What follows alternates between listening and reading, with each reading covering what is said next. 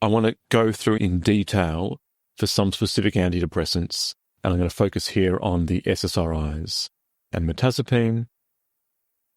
So there's a table here that summarizes in America which drugs come as a liquid preparation from the manufacturer, which ones come as a dispersible tablet that can be dropped in a glass of water and it will disperse, and which ones are crushable that therefore could be used off-label to make a suspension.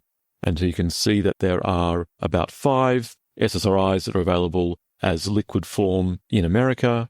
Mirtazapine is available as a dispersible tablet, and most of them are crushable except duloxetine.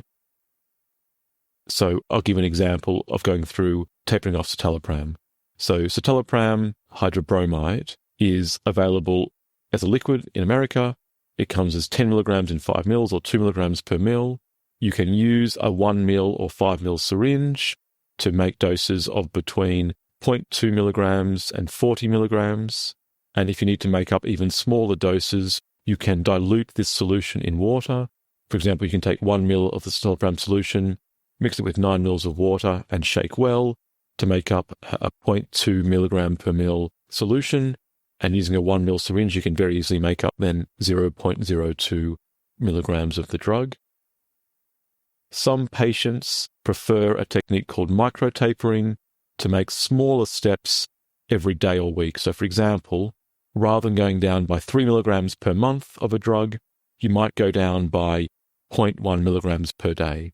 So 0.1 milligrams per day over a month will produce the 3 milligram reduction overall the same. You could think of this as the difference between jumping down a flight of stairs in one big jump and waiting 30 days before doing it again versus going down one step every day. Obviously, the bigger jump is more likely to cause your knees trouble, and the same is being applied here to the nervous system. Alternative options for tapering citalopram would be to have a compounding pharmacy make up any strength solution, capsule or tablet, to match some of the doses outlined above. And citalopram tablets can be crushed and mixed with water to form a suspension if they're shaken well before use, as an option if compounding pharmacies or a liquid is not available for some reason. I'm going to outline an example tapering Mrs. Smith from citalopram. This is a woman who's been taking citalopram for a long time, 12 years, 20 milligrams per day. She felt very low when her mother died, better the last few years. She has tried to stop her drug several times, each time being instructed by her doctor to halve the dose to 10 milligrams by halving the tablet for 2 weeks, and then taking half a tablet every second day for 2 weeks before stopping it. When she's done this, she's had a lot of trouble. She's had insomnia, panic attacks, headache, and gut trouble, very different from the original symptoms she had when her mother died. She would like to come off the drug because she wonders if it's making her emotions blunted and has contributed to weight gain. You work out her risk according to the risk calculator in the Mortally Deprescribing guidelines. 3 points for long-term use, 2 points for a moderate risk because citalopram is intermediate risk compared to other antidepressants, 0 points for the minimum dose, and 2 points for having severe withdrawal effects in the past. Gives her 7 points altogether and puts her in a high-risk category, suggesting a slower taper. You explain to her that her first reduction will be from 20 to 17.5. She can do this by splitting a 10 milligram tablet into 4 quarters using a tablet cutter and taking 3 of the fragments. You see her in a few weeks to monitor her progress and tell her to contact you if she experiences any difficulties. She returns in 4 weeks and reports no unpleasant symptoms. She makes the next reduction to 15 milligrams by splitting a 10 milligram tablet in 2 pieces. You see her every 4 weeks, and she continues to report only mild symptoms. She's pleased with her progress. When she gets down to 8.6 milligrams, prescribe her a liquid version of citalopram, which comes as a 2 milligram per mil solution. As some people can react differently to a liquid, you advise her to transfer over 5 milligrams each week from tablet to liquid. So first week, 5 tablet, 5 liquid. Second week, all liquid. She doesn't have any trouble. And then she reduces to 8.6 milligrams by taking 4.3 mils of the liquid using a 5 mil syringe.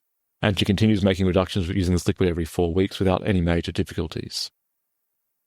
She reaches 4.6 milligrams and she says, as she's having no issues, maybe she might like to increase her cadence to every 3 weeks as she wants to come off the drug a bit quicker. She makes 5 further reductions down to 2.25 milligrams, using a 1 ml syringe to measure out the smaller amount. And as she has no trouble, you decide that she'll reduce by every 2 weeks. She follows this advice, but a month later at 1.85 milligrams, she says she is having symptoms that have reached 6 out of 10 in intensity. Trouble sleeping, trouble staying asleep, she's very anxious in the mornings, and she started to feel nauseous. So you suggest to return to her previous dose of 2.05 milligrams and wait for the symptoms to settle. She does this and reports her symptoms slowly improve, but it took a couple of months. Not unusual after people get destabilized coming off these drugs. She's surprised that she can have such strong symptoms at such a low dose of medication. When she is stable, you advise to keep making reductions every 4 weeks, back to the more conservative version.